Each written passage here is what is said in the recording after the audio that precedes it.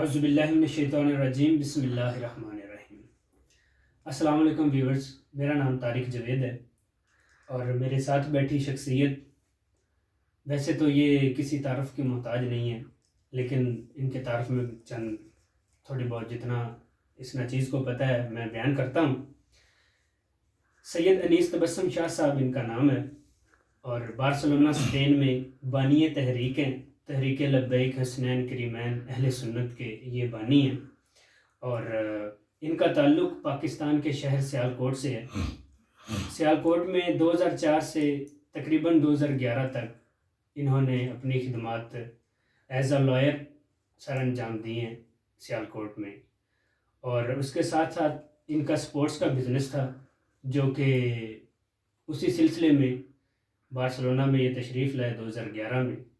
یہاں پہ ایک انٹرنیشنل ایگزیبیشن میں یہ تشریف لائے، تو یہاں پہ آ کے کچھ مسلمان کمیونٹی جو یہاں پہ رہتی تھی ان سے ملے، اور چند ایک علماء جو ان کے کانٹیکٹ سرکل میں تھے ان کے ساتھ بیٹھنے کے بعد انہوں نے یہ ارادہ کیا اور انہوں نے یہ فیصلہ کیا کہ اپنی باقی کی زندگی یہ یہیں پہ بسر کریں گے، اور اپنی ساری زندگی اسلام کی تبلیغ کے لیے اور یہاں پہ جو مسلمانوں کو جو چیلنجز پیش آ رہے ہیں ان کے ایمان کے متعلق اس کے لیے یہ کام کریں گے۔ تو ماشاءاللہ الحمدللہ یہاں پہ تقریباً یہ 15 سال سے کام کر رہے ہیں بارسلونا میں، اسپین میں۔ تو آج ہم شاہ صاحب سے چند ایک سوالات بھی کریں گے، اور انہوں نے یوٹیوب پہ اپنا ایک چینل کے ذریعے اور ویڈیو پیغامات کے ذریعے لوگوں کو اپنی زندگی کے کچھ تجربات بتانے کا فیصلہ کیا ہے، اور ہم شاہ صاحب سے پوچھتے ہیں کہ آج کا ٹاپک کیا ہے اور یہ کیوں لوگوں کی خدمت کرنا چاہتے ہیں۔ تو جی شاہ صاحب، آج کا ہمارا ٹاپک کس چیز پہ ہے؟ اعوذ باللہ من الشیطان الرجیم، بسم اللہ الرحمن الرحیم۔ جس میں نہ ہو انقلاب، موت ہے وہ زندگی۔ میٹھے میٹھے سامی بھائیو، سامی بہنوں، بڑا اچھا سوال کیا۔ جب میں بارسلونا میں آیا میں نے یہاں فرقہ پرستی، گروہ بندی، تنظیم پرستی سب کچھ دیکھا، لیکن میرے اندر آقا صلی اللہ علیہ وسلم فرماتے ہیں ہر انسان کے اندر ایک مفتی موجود ہے۔ میرے اندر کے مفتی نے جو فیصلہ کیا کہ یار اہل بیت کا کام کیا جائے، میں نے اس پلیٹ فارم پہ کام شروع کیا طریقے لبیک حسنین کریم سے، جتنی بھی اپنی بساط کے مطابق خدمات دے سکتا تھا۔ اس کے بعد میں کوئی ایسا بزرگ یا کوئی ایسا عالم دین جو نہیں آیا اس کا پروگرام یہاں کیا،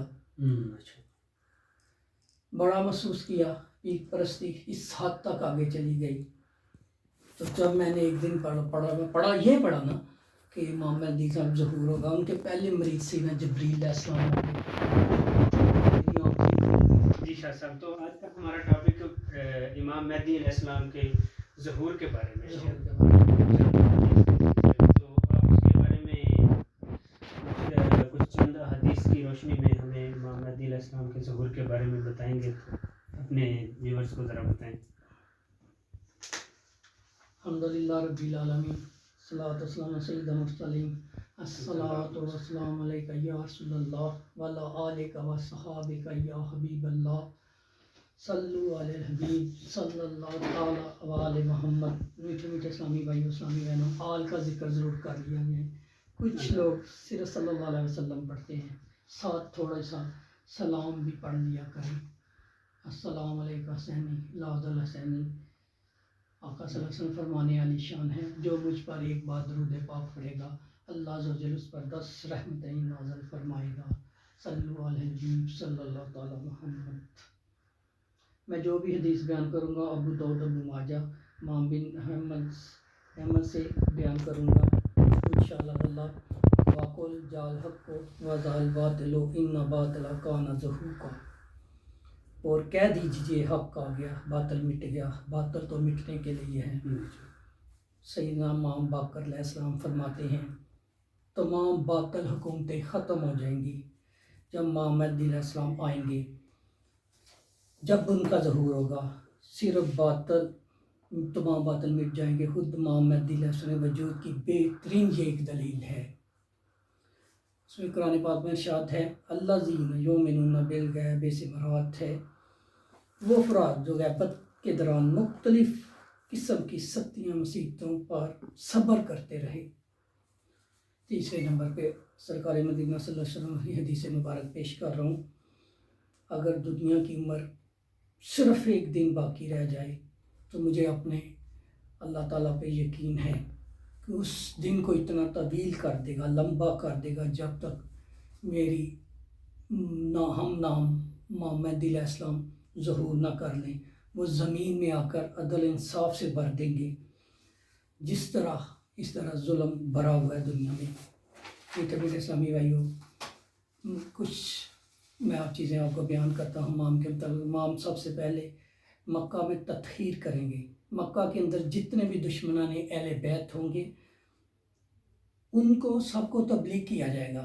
یہ بڑی قابل غور بات ہے میٹھے اسلامی بھائیوں، اسلامی بہنوں، کہ تبلیغ انہوں نے بھی کرنی ہے۔ تبلیغ کی ذمہ داری ہم پہ بھی ہے، یہ نوجوان نسل پہ بھی ہے کہ تبلیغ کے ہو رہی ہیں، تنظیموں میں ہو رہی ہیں، سنتوں کی ہو رہی ہیں، قافلوں کی ہو رہی ہیں، ہر کوئی کر رہا ہے، لیکن یہ چیپٹر نہیں کھلا تھا، 12 اماموں کا چیپٹر نہیں کھلا تھا۔ اس لیے اس ضرورت کو محسوس کرتے ہوئے ہم نے یہ چیپٹر کھولا۔ جب امام مکہ میں ہوں گے ایک آدمی دوڑتا ہوا امام کی طرف آئے گا، اس کا منہ پچھلی جانب الٹا پھرا ہوگا، پیٹھ کی جانب ہوگا۔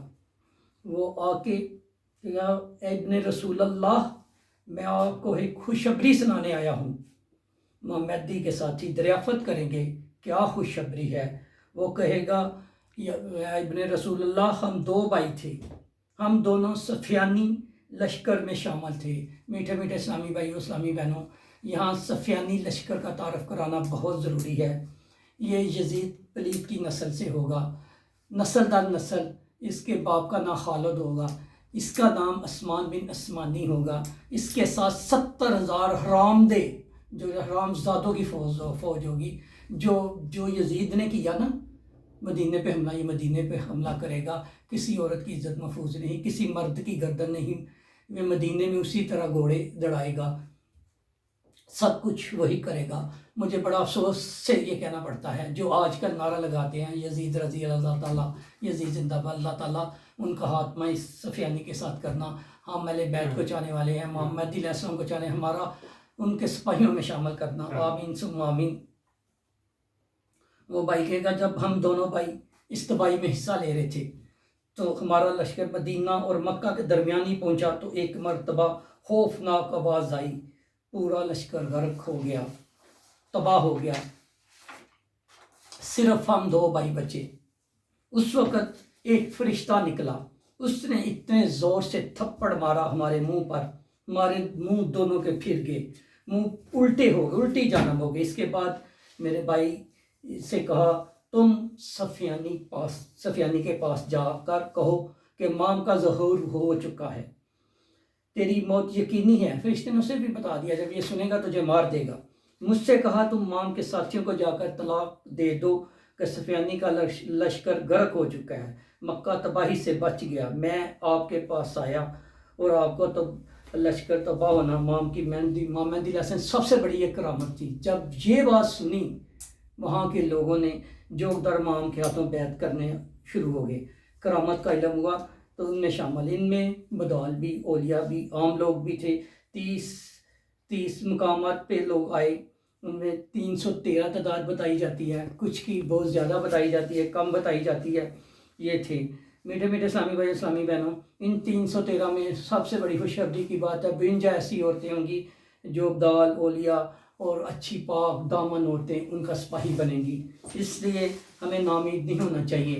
انشاءاللہ مجھے حوصلہ ہوا کہ ہماری بچیاں، ہمارے بہنیں انشاءاللہ یہ کام کر سکتی ہیں، انشاءاللہ ہم ضرور کریں گے۔ امام کی سب سے بڑی کرامت یہ ہوئی، امام نے جب آدمی کے ہاتھ پھیرا تو وہ بالکل صحیح سلامت ہو گیا۔ یہ امام میں زمانہ کے ایک کزن ہیں، ان کا نام ہے سید حسنی۔ انہوں نے پشاور تک سارا علاقہ فتح کرنا ہے۔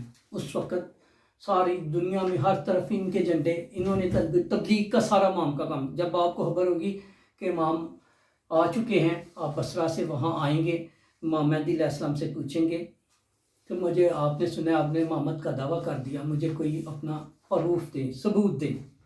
امام مہدی علیہ السلام سب سے پہلے وہ علم دکھائیں گے جو جنگ بدر جنگ جنبل میں لہرایا گیا، وہ علم اپنی زبان سے خود کہے گا اس وقت امام کے ہاتھ ہوں۔ نمبر 1، پھر ذوالفقار حیدری مولا علی کی تلوار بولے گی اے سید حسنی، میں حقیقت میں زمانے امام مہدی کے ہاتھ میں ہوں۔ امام مہدی علیہ السلام کے پاس حضرت موسیٰ کا عصا ہوگا، اس عصے سے وہ کوفہ کے ایک پتھر پر ضرب لگائیں گے، اس پتھر سے 12 چشمے جاری ہو جائیں گے۔ اس کے بعد امام حضرت ابراہیم علیہ السلام کا وہ کرتا دکھائیں گے جنہیں پہن کر حضرت ابراہیم نار نمرود میں گئے تھے، اور کرتے کی برکت سے ان پر کوئی اثر نہیں ہوا تھا۔ اس کے بعد سیدنا سلیمان علیہ السلام کی انگوٹھی دکھائی جائے گی جس کی وجہ سے وہ ہواؤں اور جنوں پر حکومت کیا کرتے تھے۔ اس کے بعد سرکار دو عالم صلی اللہ علیہ وسلم کے موزے مبارک دکھائیں گے، موزے جو نبی کریم پہنا کرتے تھے۔ میٹھے میٹھے اسلامی بھائیوں، آج کا بیان یہاں تک ہے۔ اس کے چھوٹی سی مختصر دعا کرتے ہیں، یا رب حسین، جو کچھ پڑھا جو سنا ہم اس طریقے لب احسان حسنین کریم کے لیے اس چینل کو لے کے چلے ہیں کہ محمد صلی اللہ علیہ وسلم ہمارے لوگوں کا مولا بڑا ہی شوق ہے بیعت ہونے کا، پیر ڈھونڈنے کا۔ مولا جب محمد صاحب ضرور ہے، سب سے پہلا مرید پتہ ہے جبریل علیہ السلام نے ہونا ہے، مولا انہوں نے آ کے بیعت کرنی ہے۔ اللہ سب لوگوں کی نوجوان نسل کے دل کو پھیر دے۔ اللہ ہم تو فرقوں میں بٹ چکے ہیں، ہم تو ٹوٹ چکے ہیں، اللہ تو ہمارے دل ٹیڑھے ہو چکے ہیں، پھر دے، اپنا مسلک چھوڑو نہ، کسی کا مسلک چھیڑو نہ، بس آمین ثم آمین آمین۔